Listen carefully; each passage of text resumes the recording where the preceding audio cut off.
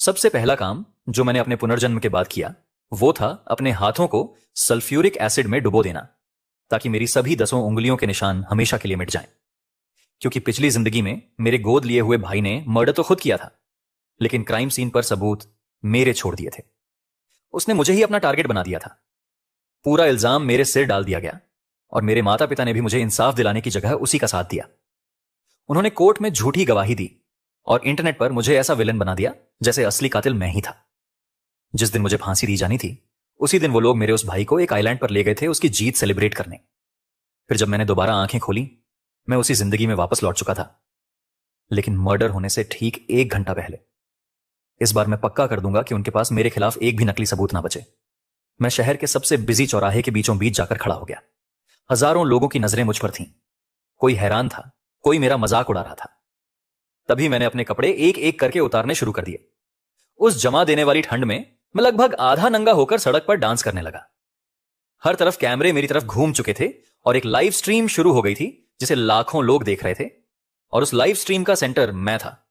मैंने कैमरे की तरफ देखकर कहा, फैमिली वालों, ध्यान से देखना। अब डांस के बाद मैं तुम्हें दिखाऊंगा कि एसिड से हाथ कैसे धोए जाते हैं। दूसरी तरफ लाइव स्ट्रीम के कमेंट्स पागलों की तरह बढ़ रहे थे। कोई लिख रहा था, यह आदमी पूरी तरह पागल हो चुका है। दूसरा बोल रहा था, भाई अपनी जान की भी वैल्यू नहीं बची इसके लिए।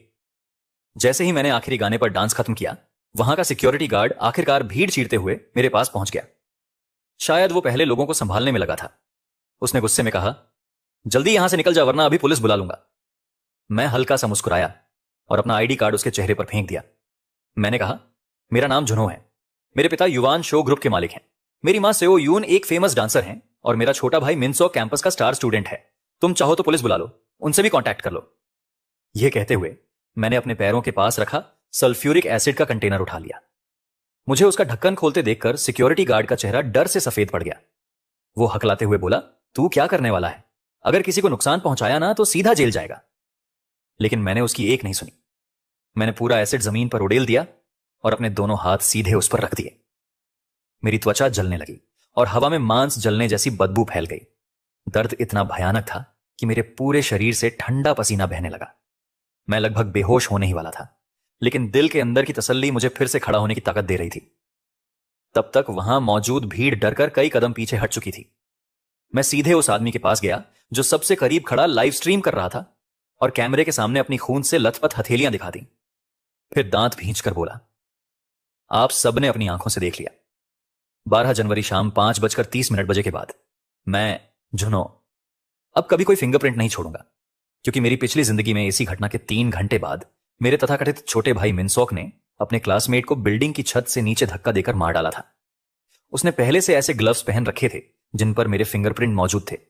उसके बाद उसने आसपास लगे सारे सीसीटीवी कैमरे भी तोड़ दिए थे और मेरे माता पिता ने उसे बचाने के लिए झूठे एविडेंस तैयार किए थे ताकि पूरा इल्जाम मेरे ऊपर आ जाए। उन सब ने मिलकर मुझे एक परफेक्ट बल्ली का बकरा बना दिया था। लेकिन इस बार मैंने पूरी दुनिया के सामने अपने हाथ खुद नष्ट कर दिए हैं। मुझे मिनसोक की वो नकली बातें याद आने लगीं जो उसने पिछली जिंदगी में मुझसे मिलने आकर कही थी। उसने कहा था, भाई मैं मजबूर था। मम्मी पापा मुझसे बहुत प्यार करते हैं। अगर मैं जेल चला जाता तो उन्हें खुश कौन रखता? मैं उन्हें दुखी नहीं देख सकता था, इसीलिए मुझे तुम्हें कुर्बान करना पड़ा। तो ठीक है, अगर उसे अपने फैमिली के साथ रहने की इतनी चाहत है तो इस बार मैं उन तीनों को एक साथ जेल जरूर भेजूंगा। मैंने चुपचाप अपने दस्ताने पहन लिए। इस समय पुलिस स्टेशन में मेरी नॉर्मल पूछताछ चल रही थी। तभी अचानक किसी ने मेरे बाल पकड़कर मुझे नीचे खींच लिया और अगले ही पल मेरे चेहरे पर जोरदार थप्पड़ पड़ने लगे। हैरान करने वाली बात यह थी कि सामने खड़े लोग मेरे असली माता पिता थे। मेरे पिता युवान ने जैसे ही मेरी तरफ देखा, उनका गुस्सा और बढ़ गया। उन्होंने मेरा गला पकड़ लिया और सख्त आवाज में पूछताछ करने लगे, बेहुदा, तूने खुद को सबके सामने बदनाम किया वो अलग, लेकिन उस लाइव स्ट्रीम में अपने भाई का नाम क्यों घसीटा? वहीं मेरी मां सेओयुन की आंखों में ठंडे आंसू चमक रहे थे, लेकिन उनकी नजरों में मेरे लिए सिर्फ डिसअपॉइंटमेंट थी। वो बोली, मैंने तेरे जैसे बेटे को जन्म कैसे दे दिया? अगर तेरी वजह से मिनसो को जरा सी भी तकलीफ हुई ना तो मैं उसी वक्त तुझसे मां बेटे का रिश्ता खत्म कर दूंगी। फिर कभी मेरे सामने मत आना। मेरे गालों पर 2 गर्म आंसू बह निकले। वो दिल जो पहले ही इन दोनों से टूट चुका था अब पूरी तरह चकनाचूर हो गया था। आपको बता दूं, 5 साल की उम्र तक मैं इस घर का सबसे लाडला बेटा था, लेकिन जिस दिन मिनसोक को गोद लिया गया उसी दिन से युवान और सेओ यून का दिल मेरी तरफ से हट गया। बचपन में एक बार सिर्फ एक खिलौने को लेकर मेरी उससे बहस हो गई थी। तब युवान ने मुझे सबके सामने बेरहमी से पीटा और अंधेरे बेसमेंट में बंद कर दिया था। अगर उस दयालु बटलर ने हर रात चोरी छिपे मुझे खाना ना दिया होता तो शायद मैं उसी नम तहखाने में मर गया होता। उसी दिन से मेरी पूरी जिंदगी डर और पछतावे की परछाई में गुजरने लगी। अगर मिनसोक जरा सा भी नाराज हो जाता तो मुझे सजा मिलती। कभी कमरे में लॉक कर दिया जाता, कभी भूखा रखा जाता। यहां तक कि एक बार मैं आईसीयू तक पहुंच गया था। फिर जब 12वीं के रिजल्ट आए तो मैंने पैकिंग यूनिवर्सिटी में एडमिशन हासिल कर लिया, जबकि मिनसोक मुश्किल से किसी नॉर्मल ग्रेजुएशन कॉलेज की कट ऑफ पार कर पाया था। मुझे लगा आखिरकार मैं इस कैद से फ्री हो जाऊंगा। लेकिन युवान यानी मेरे पिता ने अपने कॉन्टैक्ट्स का इस्तेमाल करके हमारे रिजल्ट ही बदलवा दिए। मिनसोक की सफलता पर 3 दिन और 3 रात तक पार्टी चली। पूरे शहर के बड़े लोग बुलाए गए, जबकि मेरी हालत ऐसी थी कि उन्होंने मेरा खर्चा तक बंद कर दिया, जिससे मुझे दिन रात काम करके अपनी जिंदगी चलानी पड़ी। मैं इन्हीं यादों में खोया था कि तभी अचानक फोन की तेज रिंगटोन ने मुझे चौंका दिया। सेओ यून के फोन स्क्रीन पर मिनसोक का कॉल फ्लैश हो रहा था। कॉल देखते ही उसका चेहरा बदल गया। उसने तुरंत मीठी स्माइल के साथ फोन उठाया और बोली, हां प्यारे, क्या हुआ? मुझे नहीं पता फोन पर क्या बात हुई, लेकिन अगले ही पल उसके चेहरे का रंग थोड़ा बदल गया। उसने फोन युवान को पकड़ा दिया और खुद मेरी तरफ आई। फिर चेहरे पर जबरदस्ती की प्यारी स्माइल लाकर बोली, जुनो, थोड़ी देर पहले तुम्हारे पिता ने ठीक नहीं किया। मां तुमसे सॉरी बोलती है।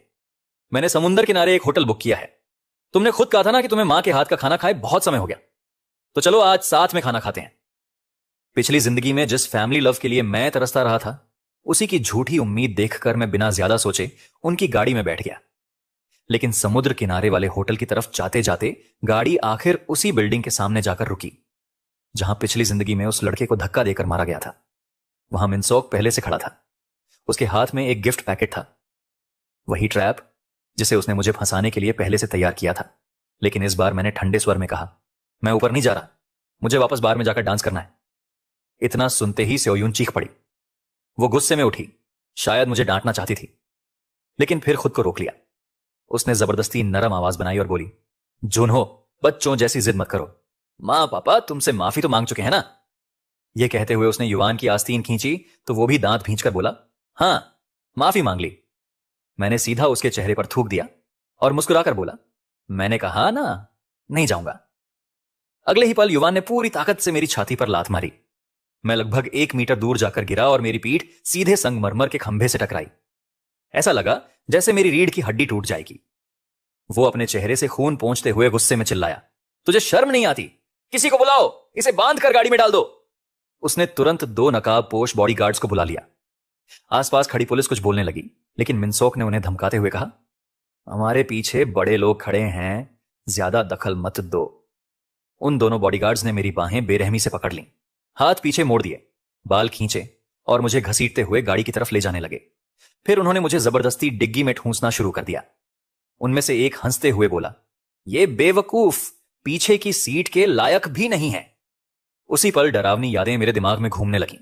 मैंने बुरी तरह हाथ पैर मारने शुरू कर दिए, क्योंकि 3 साल पहले जब युवान और सेओयून रोड ट्रिप पर मिनसोक के साथ गए थे, तब मैंने बहुत जिद करके उनके साथ चलने की परमिशन मांगी थी। लेकिन पूरे सफर में ऐसा लगा जैसे वो मुझे भूल ही गए हों। उन्होंने मुझे लगातार 3 दिनों तक गाड़ी की डिग्गी में बंद रखा था। जिंदा रहने की चाहत ने मुझे उस डिग्गी को तोड़कर बाहर निकलने पर मजबूर कर दिया था। लेकिन मिनसोक ने यह कहकर कि मैंने उसकी लग्जरी कार खराब कर दी, मेरे माता पिता को मेरे खिलाफ भड़का दिया। फिर युवान और सेओयून ने मुझे हाईवे के बीचों बीच अकेला छोड़ दिया था। आज भी मेरे पैरों के तलवों पर उन अनगिनत घावों के निशान मौजूद हैं। मैं चीखते हुए बोला, छोड़ो मुझे, मैं डिग्गी में नहीं जाऊंगा। लेकिन चाहे मैं कितना भी संघर्ष करता, वो ब्लैक सूट पहने बॉडीगार्ड्स मिनसोक के ऑर्डर पर मेरी बाहों को बेरहमी से मोड़ते जा रहे थे। तभी मेरी मां सेओयून ने नकली आंसू बहाते हुए कहा, मां भी तेरे साथ ऐसा नहीं करना चाहती थी बेटा। और अगले ही सेकंड उसने बिना किसी हिचकिचाहट के गाड़ी की डिग्गी बंद कर दी। पूरा अंधेरा होते ही डर ने मुझे जंजीरों की तरह जकड़ लिया। मुझे सांस लेने में दिक्कत होने लगी। मेरा पूरा शरीर बेकाबू कांपने लगा। लेकिन मैंने मन ही मन खुद से कहा, मुझे यहां टूटना नहीं है। अगर मैं अब हार गया तो मिनसोक को मुझे खत्म करने का बहाना मिल जाएगा। मैंने अपने दांत भींच लिए और अपनी जीभ को इतनी जोर से काटा कि मुंह में खून फैल गया। पता नहीं कितना वक्त बीत गया। आखिरकार डिग्गी खुली और रोशनी की एक तेज किरण मेरी आंखों पर पड़ी। ऊपर मिनसोक खड़ा था, हाथ बांधे हुए, चेहरे पर घमंडी स्माइल लिए। वो नीचे झुककर बोला, क्या हालत बना ली है अपने आप की भाई। उसके इशारे पर बॉडीगार्ड्स ने मुझे बेरहमी से बाहर खींचकर जमीन पर पटक दिया। फिर मिनसोक ने अपने चमड़े के जूते से मेरे हाथ को कुचलना शुरू कर दिया। वो ठंडी हंसी के साथ बोला, अगर तू अभी मेरे किसी काम का ना होता तो मैं इस कचरे को देखने भी ना आता। फिर उसने बॉडीगार्ड्स को ऑर्डर दिया, इसके हाथ पीछे बांधो और ये कपड़े इसे पहना दो। मेरी चीखों की परवाह किए बिना उन्होंने मेरे कपड़े फाड़ दिए और मुझे वही आउटफिट पहना दिया जो मिनसोक ने हत्या वाले दिन पहना था। मिनसोक ने मेरे पेट पर जोरदार लात मारी और बोला, अपने आप को संभाल, मेरे लिए काम करना तेरे लिए ऑनर की बात होनी चाहिए। फिर उसने मेरी गर्दन पकड़ ली और मुझे कूड़े की तरह घसीटते हुए सीढ़ियों की तरफ ले गया। कुल 128 सीढ़ियां थीं। मेरे पैर नीले पड़ चुके थे और शरीर लगभग सुन्न हो गया था। छत पर पहुंचते ही उसने मुझे उसी जगह बैठा दिया जहां से उसने इलिया नाम के उस लड़के को नीचे धक्का दिया था। वो अपने बालों में हाथ फेरते हुए हल्का सा हंसा और बोला, तुझे देखकर ही चिढ़ होती है, मरने के बाद भी तू मेरे लिए प्रॉब्लम बना हुआ है। फिर उसने मेरी तरफ झुककर कहा, अगर तू मेरा स्केपगोट ना होता तो मेरी लाइफ बहुत मुश्किल हो जाती। मैं उसे घूर रहा था, मेरी आंखों में सिर्फ नफरत थी। मैं दांत भींच कर बोला, मिनसोक, एक दिन तुम्हें इसका पछतावा जरूर होगा। उसने लापरवाही से मुझे देखा, फिर एक हाथ से मेरे बाल पकड़कर मेरा सिर पत्थर पर दे मारा और दूसरे हाथ से 110 डायल कर दिया। जैसे ही कॉल कनेक्ट हुई, उसकी आवाज तुरंत कांपने लगी, मानो वो सच में डरा हुआ हो। हेलो पुलिस, प्लीज जल्दी आइए, मेरा भाई किसी की हत्या कर रहा है। कुछ देर बाद मैं पुलिस स्टेशन में बैठा था। मेरी कलाइयों में हथकड़ियां कसकर लगी थीं, बाल बिखरे हुए थे और मैं लॉबी की एक बेंच पर चुपचाप बैठा था। मुझे वहां लाए हुए मुश्किल से 10 मिनट हुए थे कि तभी एक अधेड़ उम्र का आदमी अचानक मुझ पर टूट पड़ा।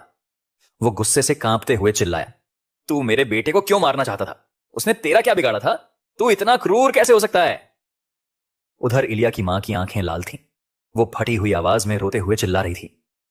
आसपास खड़े लोग मुझे ऐसे घूर रहे थे जैसे मुझे जिंदा निगल जाएंगे। तभी एक भारी मुट्ठी मेरी तरफ बढ़ी। मैं तुझे जान से मार दूंगा। पूरे समय मिनसोक, युवान और सेओयून एक कोने में खड़े तमाशा देखते रहे, बल्कि बीच बीच में मेरे खिलाफ बातें करना भी नहीं भूले। मिनसोक ने दुखी बनने का नाटक करते हुए कहा, जुन्हो बचपन से ही ऐसा था, कभी किसी की बात नहीं सुनता था। देखिए, अभी थोड़ी देर पहले इसने मेरी बांह इतनी जोर से पकड़ी कि निशान पड़ गए। इतना कहकर उसने अपनी आस्तीन ऊपर की।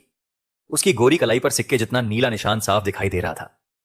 मैंने पूरी ताकत से चिल्लाकर कहा, झूठ बोल रहा है ये, इलिया को धक्का मिनसोक ने दिया था, मैं सिर्फ इसका बलि का बकरा हूं।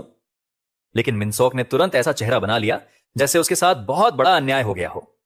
वो कांपती आवाज में बोला, भाई, आप मेरे बारे में ऐसा कैसे बोल सकते हो? मम्मी पापा और मैंने अपनी आंखों से देखा कि आपने उस लड़के को धक्का दिया था, यह सच है। अब वहां कोई मेरी बात सुनना ही नहीं चाहता था। सबकी नजरों में मैं सिर्फ एक बेरहम किलर था। तभी भीड़ में खड़ी एक औरत ने मुझे पहचान लिया। उसने चुपके से अपना फोन निकाला और कैमरा मेरी तरफ घुमा दिया। लाइव स्ट्रीम शुरू होते ही कुछ ही सेकंड में व्यूअर्स की संख्या 10 लाख पार कर गई। कमेंट्स लगातार मेरी तरफ जहर उगल रहे थे, ये वही लड़का है, पूरा ट्रेंडिंग सेक्शन इसी से भरा पड़ा है। सो ग्रुप ने भी इससे सारे रिश्ते खत्म कर दिए। हे भगवान, जिन लोगों को जिन्होंने पहले परेशान किया था वो सब अब बाहर आ गए हैं। उसके अपने माता पिता भी मान चुके हैं कि उसी ने इलिया को छत से धक्का दिया था। वो लोग खुद आई विटनेस हैं। ऐसे मर्डर को तो मर जाना चाहिए। भीड़ में मौजूद लोग एक दूसरे की बातों में हां मिलाने लगे। हां, जुन्हो मर जाए। गुस्से से भरे इंटरनेट यूजर्स ने तुरंत मेरा पुराना पास्ट खंगालना शुरू कर दिया। फिर उन्होंने मेरी हर पुरानी गलती को ऑनलाइन मेरे खिलाफ इस्तेमाल करना शुरू कर दिया। कुछ लोग तो खास तौर पर पुलिस स्टेशन के बाहर सिर्फ मुझ पर सड़े अंडे फेंकने और थूकने के लिए पहुंचे थे। बिल्कुल वही सीन जो मेरी पिछली जिंदगी में बार बार दोहराया गया था। मैंने मन ही मन सोचा, क्या सच में मैं अपनी बदकिस्मती नहीं बदल सकता? लेकिन अगले ही पल मैंने खुद से कहा, नहीं, इस बार मैं खुद को दोबारा बर्बाद नहीं होने दूंगा। मैंने अपनी लाल और सूजी हुई हथेलियों को कसकर दबाया। यही मेरा आखिरी ट्रम्प कार्ड था। मैंने धीरे से कहा, मुझे एक पुलिस ऑफिसर से अकेले में बात करनी है। इंटरोगेशन रूम के अंदर कई तेज सफेद लाइट्स सीधे मेरे चेहरे पर पड़ रही थीं। सामने 2 पुलिस ऑफिसर्स बैठे थे। उनमें से एक ने ठंडी आवाज में पूछा, क्या तुम अपना क्राइम कबूल करना चाहते हो? मैंने बिना हिचकिचाए जवाब दिया, मैं किलर नहीं हूं।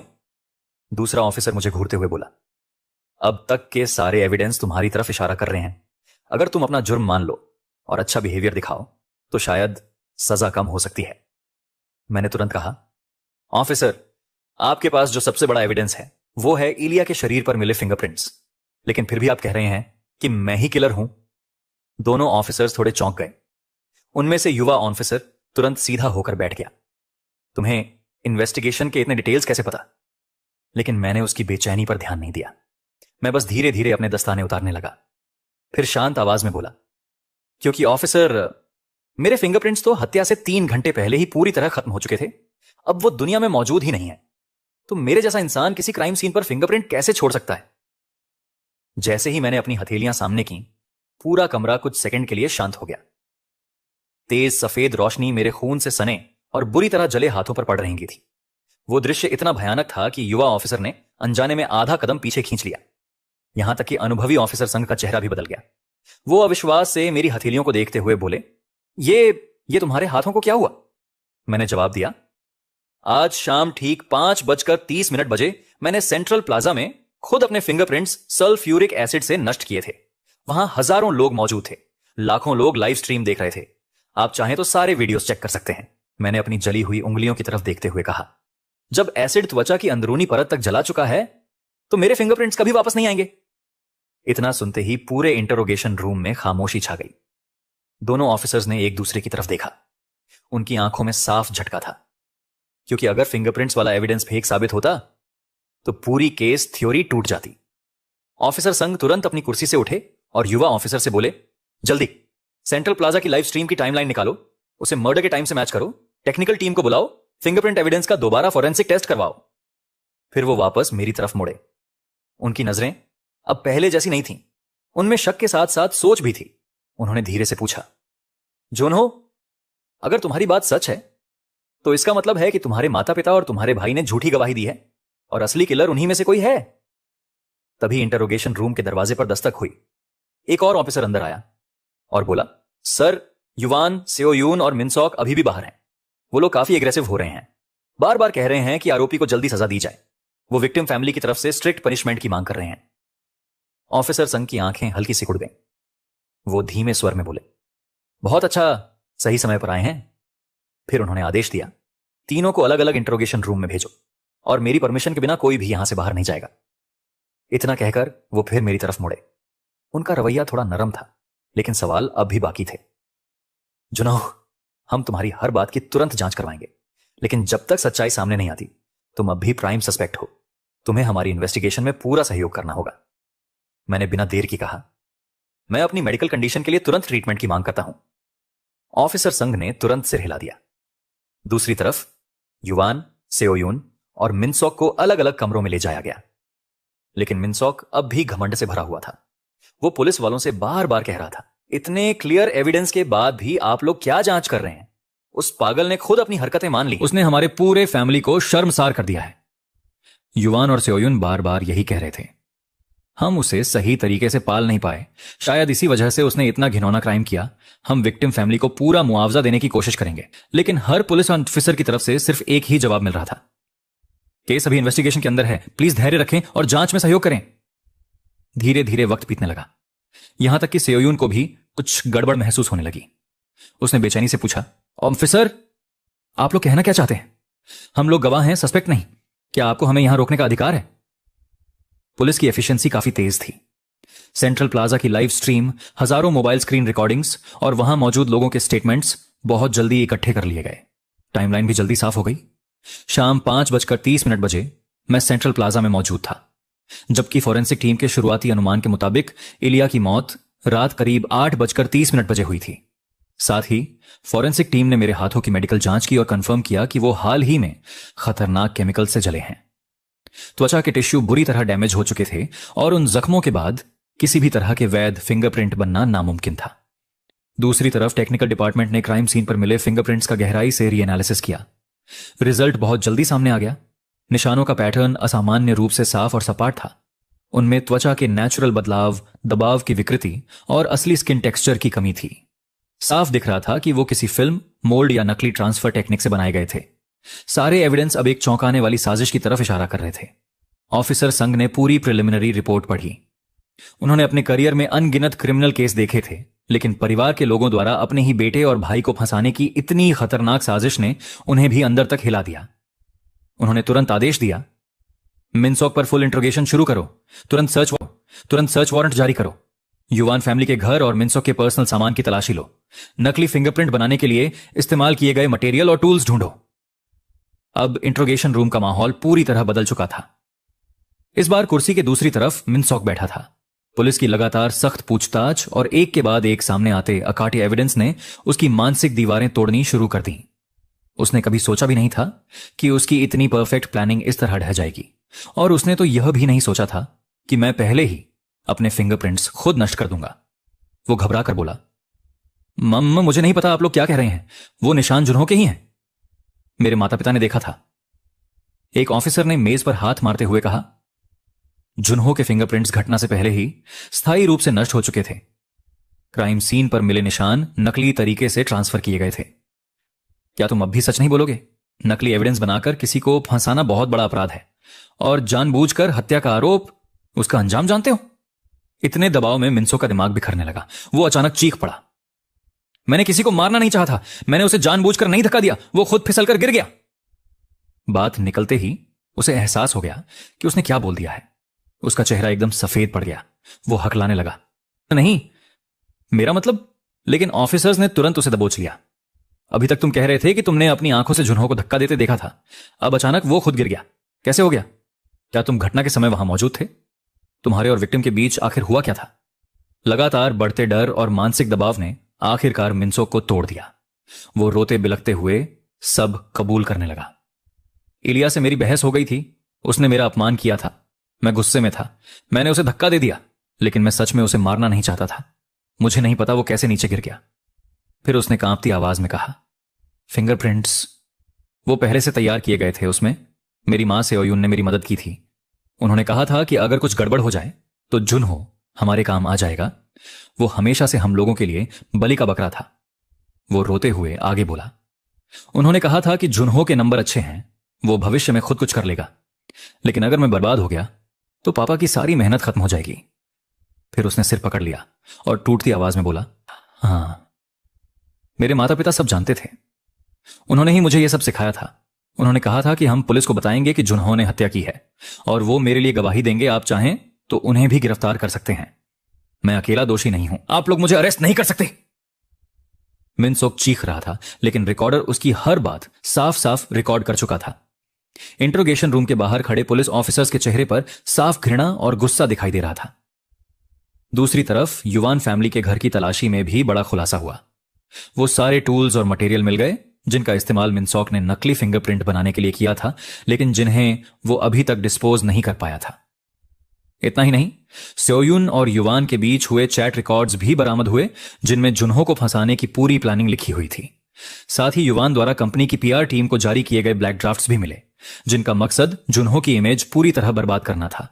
जब ये सारे एविडेंस युवान और सेओयुन के सामने रखे गए तो दोनों की रिएक्शन हैरान करने वाली थी। पहले तो उन्होंने जोर जोर से सब कुछ नकारना शुरू कर दिया, फिर कुछ ही मिनटों में दोनों एक दूसरे पर इल्जाम डालने लगे। लेकिन जब पुलिस ने लगातार साइकोलॉजिकल प्रेशर बनाया और एक के बाद एक सबूत सामने रखे तो दोनों धीरे धीरे टूटने लगे। युवान कांपती आवाज में बोला, मुझे कुछ नहीं पता था, मैं तो बस अपने बेटे को बचाना चाहता था। वहीं सेओयुन रोने का नाटक करते हुए बोली, मिनसॉक बचपन से अनाथ था, वो बहुत बेचारा है, जुन्हों के पास तो सब कुछ था, अगर उसने अपने भाई के लिए थोड़ा बलिदान दे भी दिया तो क्या फर्क पड़ता। फिर उसने सिर झुकाकर कहा, हमें लगा था जुन्हों संभाल लेगा, लेकिन अगर मिनसॉक बर्बाद हो जाता तो युवान की पूरी मेहनत खत्म हो जाती। कैमरे के सामने उनकी हर सफाई उन्हें और भी घटिया दिखा रही थी। उसी समय इंटरनेट पर भी बड़ा तूफान उठ चुका था। शुरुआत में पूरा नेटवर्क जुन्हों को कोस रहा था, लेकिन धीरे धीरे हालात बदलने लगे। कुछ नेटिजन्स ने सेंट्रल प्लाजा वाली पूरी लाइव स्ट्रीम इंटरनेट पर अपलोड कर दी, जिसमें साफ टाइम स्टैंप दिखाई दे रहा था। वीडियो तेजी से वायरल होने लगे। अब लोग सवाल पूछने लगे, टाइमलाइन पूरी मैच कर रही है, उसने तो हत्या से पहले ही अपने फिंगरप्रिंट्स नष्ट कर दिए थे। उसके हाथों के जख्म इतने गंभीर हैं, वो किसी भी हालत में असली फिंगरप्रिंट नहीं छोड़ सकता। इसके बाद लोगों का गुस्सा धीरे धीरे युवान फैमिली की तरफ मुड़ने लगा। क्या कोई असली माता पिता अपने बेटे के साथ ऐसा व्यवहार कर सकते हैं? ये लोग फैमिली नहीं, दुश्मन लगते हैं। मिनसोक को आखिर किस तरह पाला गया है? कुछ लोगों ने पुराने स्कूल रिकॉर्ड्स और वीडियोस भी निकाल ली, जिनमें मिनसॉक दूसरों को धमकाता दिखाई दे रहा था, लेकिन उस समय वो सारे मामले पावर और पैसे से दबा दिए गए थे। जनता की राय अब पूरी तरह पलटने लगी थी। फिर जैसे ही पुलिस डिपार्टमेंट के अंदर की कुछ लीक क्लिप्स इंटरनेट पर पहुंची, पूरा नेटवर्क हिल गया। उन क्लिप्स में मिनसोक का टूटकर रोना, हत्या कबूल करना और युवान सेओयून का एक दूसरे पर दोष डालना साफ सुनाई दे रहा था। जैसे ही वो वीडियो ऑनलाइन वायरल हुए, पूरे इंटरनेट पर हड़कंप मच गया। हैशटैग जुनहो इंसाफ, हैशटैग मिनसोक मर्डर, हैशटैग दुष्ट माता पिता, हैशटैग फैमिली बेट्रेयल जैसे हैशटैग कुछ ही सेकंड्स में ट्रेंडिंग के टॉप पर पहुंच गए। जो लोग पहले सबसे ज्यादा जुनहो को गालियां दे रहे थे, उन्हें अब लगने लगा कि उनके साथ धोखा हुआ है।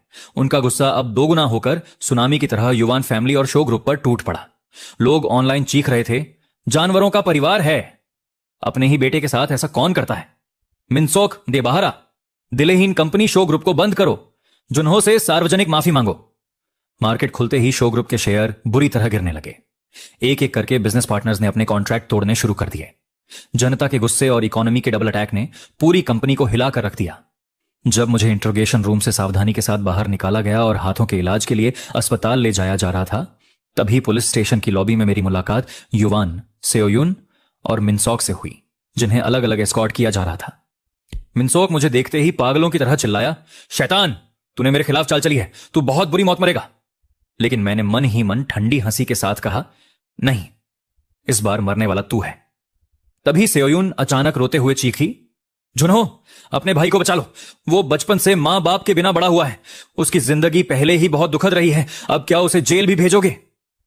फिर वो लगभग घुटनों पर गिरते हुए बोली, हमने तेरा क्या बिगाड़ा है? अगर तुझे मरना पड़े तो मर जा, लेकिन मिनसोक को बचा ले। मैं हल्का सा मुस्कुराया और उसकी तरफ देखकर बोला, मेरी प्यारी और दयालु मां, तुम्हें तो दूसरों के नाजायज बच्चों को पालना बहुत पसंद है ना? फिर मैंने ठंडी आवाज में कहा, मिनसोक युवान का नाजायज बेटा है। यह सुनते ही सेओयून पागलों की तरह चीख पड़ी, नहीं, मिनसोक मेरा बेटा नहीं है, इस राक्षस की बातों पर भरोसा मत करो। लेकिन तभी मिनसोक खुद चीख उठा, हां, मैं युवान का नाजायज बेटा हूं। 20 साल से तुम मेरे असली पिता के बेटे को पाल रही हो और हर बार अपने ही बेटे के खिलाफ खड़ी हुई हो। तुमसे ज्यादा बेवकूफ औरत मैंने नहीं देखी। यह सुनते ही सेओयून का दिमाग पूरी तरह टूट गया। वो दिल फाड़ देने वाली चीख के साथ युवान पर टूट पड़ी। दोनों वहीं पुलिस स्टेशन की लॉबी में एक दूसरे से लड़ने लगे। यहां तक कि गुस्से में उसने मिनसुक के बाल पकड़कर उसका सिर फर्श पर पटक दिया। कुछ ही मिनटों में वहां पूरा हंगामा मच गया। जब उनकी मारपीट किसी तरह रोकी गई, तब मैं धीरे से झुककर मिनसुक, युवान और सेओयून के कान के पास फुसफुसाया, पता है, मैंने अपने फिंगरप्रिंट्स पहले ही क्यों नष्ट कर दिए थे? फिर मैं हल्की मुस्कान के साथ बोला, क्योंकि मेरे अंदर 2 जन्मों की नफरत लेकर लौटा हुआ एक बदला लेने वाला भूत है और उसका सबसे बड़ा शिकार तुम लोग हो। यह सुनते ही युवान ने झटके से सिर उठाकर मेरी तरफ देखा। उसकी आंखों में पहली बार डर दिखाई दे रहा था, जैसे उसने पहली बार महसूस किया हो कि उसके सामने खड़ा लड़का वही जुनहो है। लेकिन अब पहले वाला जुनहो नहीं रहा। मैं धीरे धीरे पुलिस वालों के साथ बाहर की तरफ चलता गया। पुलिस स्टेशन के बाहर पहले से ही पत्रकारों की भीड़ जमा थी। कैमरों की फ्लैश लाइट्स इतनी तेज चमक रही थीं कि पूरा इलाका दिन की तरह रोशन हो चुका था। लेकिन इस बार कैमरों के लेंस किसी किलर या पागल इंसान पर नहीं टिके थे, बल्कि एक ऐसे पीड़ित पर थे जिसे पूरी तरह फंसाया गया था और जिसने अपने साहस और जिद से उस अन्याय को तोड़ डाला। सुबह की पहली सूरज की किरणों ने बादलों को चीरते हुए मेरे पीले लेकिन शांत चेहरे पर रोशनी डाली। मेरा बदला अभी सिर्फ शुरू हुआ था। अब कानून उनके अपराधों का फैसला सुनाने वाला था और जनता की राय भी उन्हें कभी माफ नहीं करने वाली थी। मिनसोक को जानबूझकर हत्या करने, नकली एविडेंस बनाने और इस्तेमाल करने, झूठे आरोप लगाकर किसी को फंसाने जैसे कई गंभीर क्राइम्स में कड़ी सजा सुनाई गई। वहीं सेओयून और युवान को झूठी गवाही देने, अपराध छुपाने, सबूत मिटाने और अपने ही बेटे को बलि का बकरा बनाने के आरोप में जेल भेज दिया गया। इसके अलावा युवान पर बिजनेस फ्रॉड और मार्केट मैनिपुलेशन जैसे अलग केस भी चलाए गए। कभी ताकत और पैसे से भरा हुआ शो ग्रुप आखिरकार पूरी तरह दिवालिया हो गया और इतिहास बनकर रह गया। हालांकि मेरे तरीके काफी एक्सट्रीम थे, लेकिन मेरा मकसद गलत नहीं था। मैंने किसी निर्दोष इंसान को नुकसान नहीं पहुंचाया था। इसीलिए जनता की भारी सहानुभूति और सच्चाई सामने आने के बाद मुझे अपेक्षाकृत हल्की सजा मिली, जो उस फैमिली के अपराधों के मुकाबले बहुत छोटी थी। मैंने अपने ही खून, अपने जख्मों और उस पागलों जैसे डांस से उस साजिश के पूरे जाल को तोड़ डाला था। और सबसे जरूरी बात, मैंने आखिरकार अपने अंदर की असली आवाज को जगा दिया था। पिछले जन्म में वो लोग फलते फूलते रहे जबकि मैं बर्बाद हो गया, लेकिन इस जन्म में उन्होंने सब कुछ खो दिया। सच ही कहा जाता है, जैसा कर्म करोगे वैसा फल जरूर मिलेगा। कर्म की सजा कभी झूठ नहीं बोलती। अब मैं अपनी जिंदगी खुलकर था। पिछले जन्म में वो लोग फलते फूलते रहे जबकि मैं बर्बाद हो गया, लेकिन इस जन्म में उन्होंने सब कुछ खो दिया। सच ही कहा जाता है, जैसा कर्म करोगे वैसा फल जरूर मिलेगा। कर्म की सजा कभी झूठ नहीं बोलती। अब मैं अपनी जिंदगी खुलकर रोशनी में और बिना किसी डर के जीऊंगा। अब ना मैं किसी की परछाई में दबूंगा और ना कभी किसी के लिए बलि का बकरा बनूंगा। और इसी के साथ यह कहानी यहीं खत्म होती है। अगर आपको यह वीडियो पसंद आई हो तो कमेंट करके जरूर बताइए और ऐसी ही दमदार स्टोरीज देखने के लिए चैनल को सब्सक्राइब करना मत भूलिए।